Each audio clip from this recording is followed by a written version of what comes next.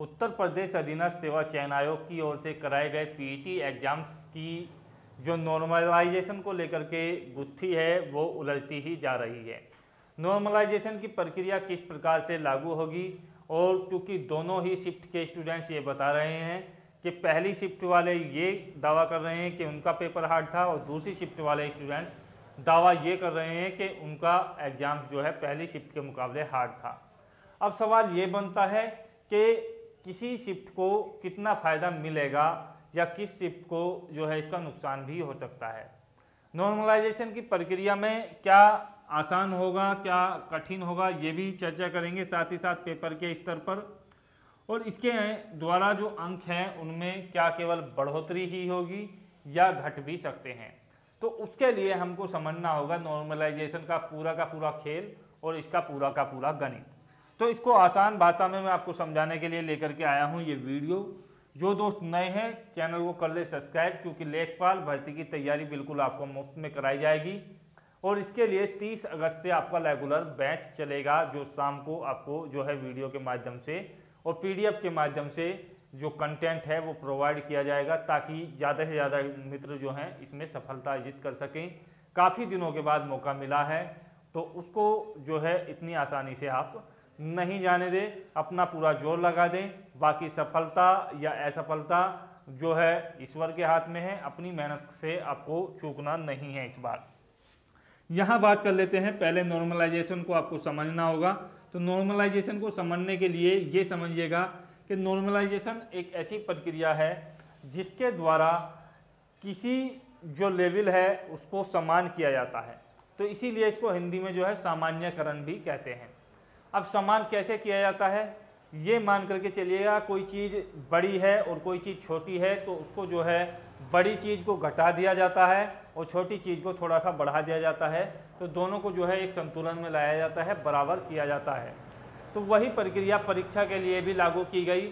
जब एक से ज़्यादा शिफ्टों में आपका एग्जाम्स होने लगा तो छात्रों के बीच इस तरीके की स्थिति बन गई कि ये जो प्रक्रिया है, जब एक से ज़्यादा एग्जाम्स होता था, किसी शिफ्ट का हार्ड होता था, किसी शिफ्ट का इजी होता था, तो छात्रों ने ये आवाज़ उठाई कि इस तरीके से जो है कुछ छात्र जो है कम मेहनत में अच्छे अंक प्राप्त कर लेते हैं और कुछ ज़्यादा मेहनत के बाद भी अच्छे अंक नहीं मिल पाते हैं।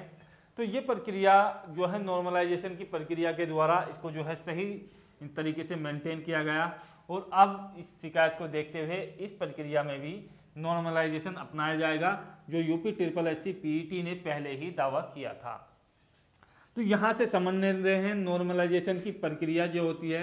तो प्रक्रिया के लिए सबसे पहले मैं आपको बता दूं कि जिस तरीके से हमारा दोनों शिफ्टों का एग्जाम्स हुआ है, अब एग्जाम्स में जो है एक सेंटर से आपके जो हैं स्टूडेंट लिए जाएंगे।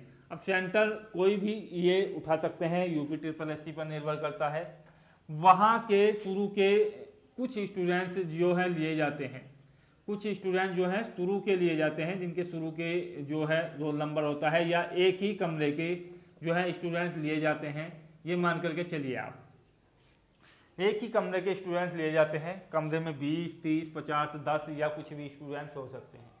आसान भाषा में समझने के लिए ये मान लीजिए कि मान लो कि आपने जो है 5 स्टूडेंट्स यहाँ से चुने। अब 5 स्टूडेंट जो है चुने गए हैं।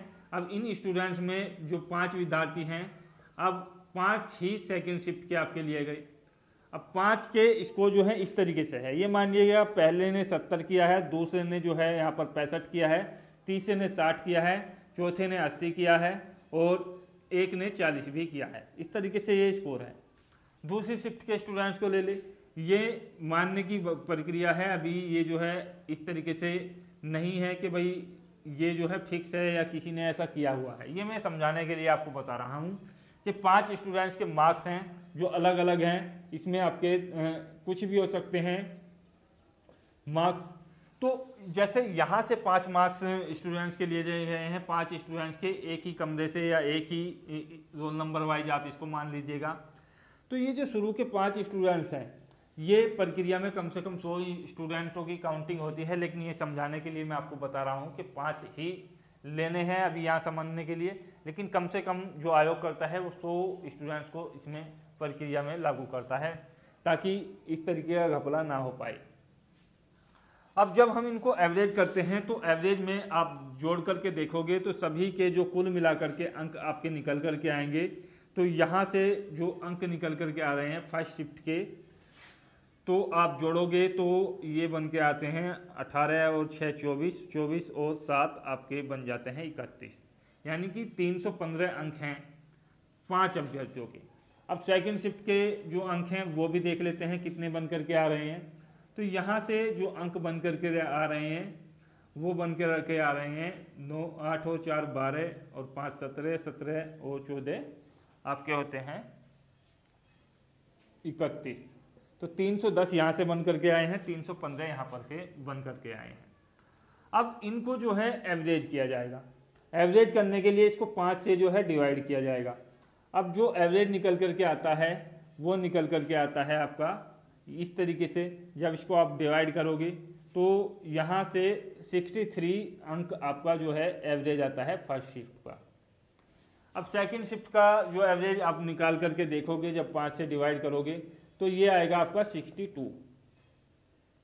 अब ऐसा तो है नहीं है कि बिल्कुल एक ही अंक का आपको डिफरेंस मिलेगा देखने को, हालांकि इस प्रक्रिया में आ गया है क्योंकि अंक जो है लगभग लगभग बराबर से ही लिख गए हैं।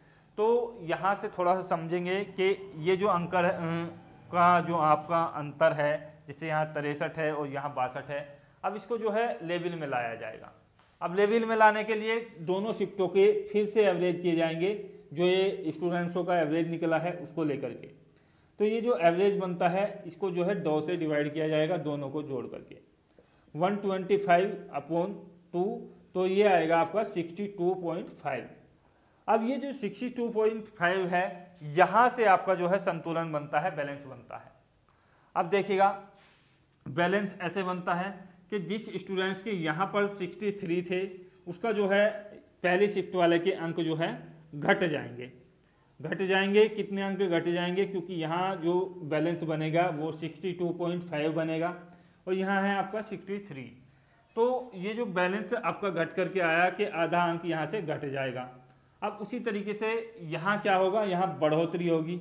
अब बढ़ोतरी कितनी होगी, तो यहाँ पर 62 ही है और यहाँ पर आना है 62.5, तो 0.5 जो है यहाँ पर अंक जो है आपका प्लस हो जाएगा।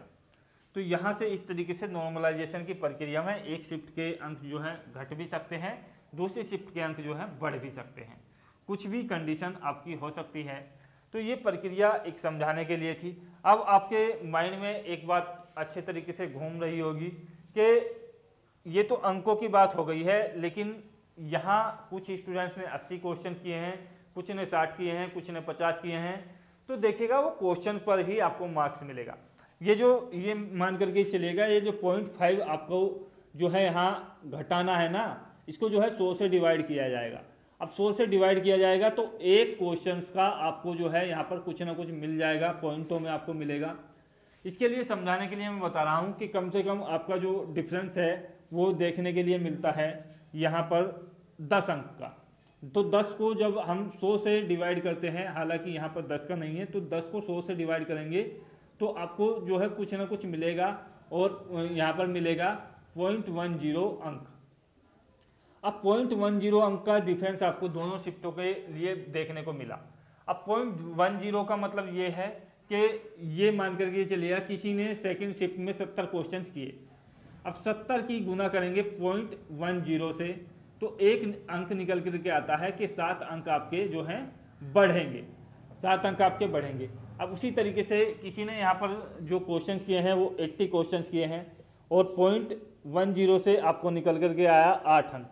तो इसके क्या होंगे कि 8 अंक इस शिफ्ट के जो हैं घट जाएंगे। अब इसके जो अंक है 80 में से जब आप घटाओगे तो कितने बचेंगे, 72। और यहाँ पर कितने अंक आपके हो जाएंगे, यदि ये मान करके चलिएगा 70 क्वेश्चन किए हैं और साथ ये आपको नॉर्मलाइजेशन के मिले तो 77 यहाँ पर हो जाएंगे। इस तरीके से बेनिफिट और लॉस आपको मिलता है नॉर्मलाइजेशन की प्रक्रिया में। आपको अच्छे तरीके से ये चीज़ समझ में आ गई होगी। अब सवाल ये उठता है कि फर्स्ट शिफ्ट और सेकंड शिफ्ट, 2 शिफ्ट में आपका UPSSC ने एग्जाम्स लिया, कौन सी शिफ्ट ज़्यादा हार्ड थी और कौन सी शिफ्ट ज़्यादा ईजी थी।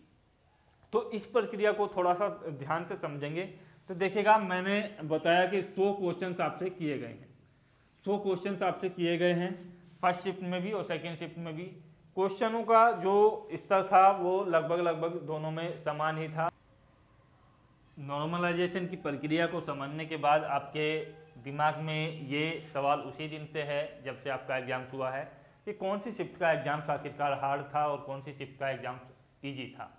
तो देखिएगा, मैं ये मानता हूँ कि कुछ ज़्यादा अंतर नहीं है, 3 से 4 क्वेश्चंस का अंतर है बस, ज़्यादा हार्ड या इजी का। अब सवाल ये उठ जाता है कि पेपर 1 जब आपका हुआ था तो कुछ पता नहीं था कि किस तरीके का आपका पेपर आ रहा है। उसके बाद पेपर 2 जब आपका हुआ तो आपको पैटर्न का पता चल गया। पैटर्न का पता इसलिए चल गया कि कितने क्वेश्चंस किस पार्ट से आ रहे हैं और कैसे क्वेश्चंस आ रहे हैं।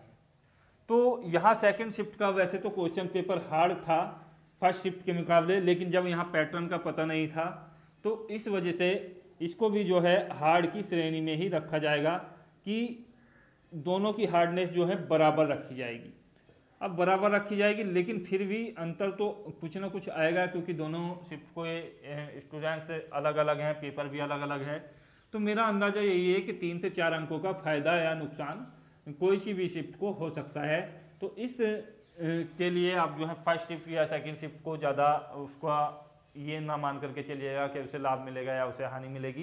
किसी भी शिफ्ट को हो सकता है, क्योंकि यहाँ पैटर्न का पता नहीं था और यहाँ पैटर्न का पता चल गया, लेकिन क्वेश्चन पेपर थोड़ा सा हार्ड था फर्स्ट शिफ्ट के मुकाबले। तो दोनों शिफ्टों में समानता ही है, लगभग 2 से 3 अंकों का डिफरेंस आपको देखने को मिलेगा, ज़्यादा कुछ नहीं होगा। तो दोस्तों, वीडियो के माध्यम से अच्छी जानकारी आपको मिली होगी। इसी आशा के साथ नेक्स्ट वीडियो बनाएंगे। जय हिंद, धन्यवाद, जय भारत।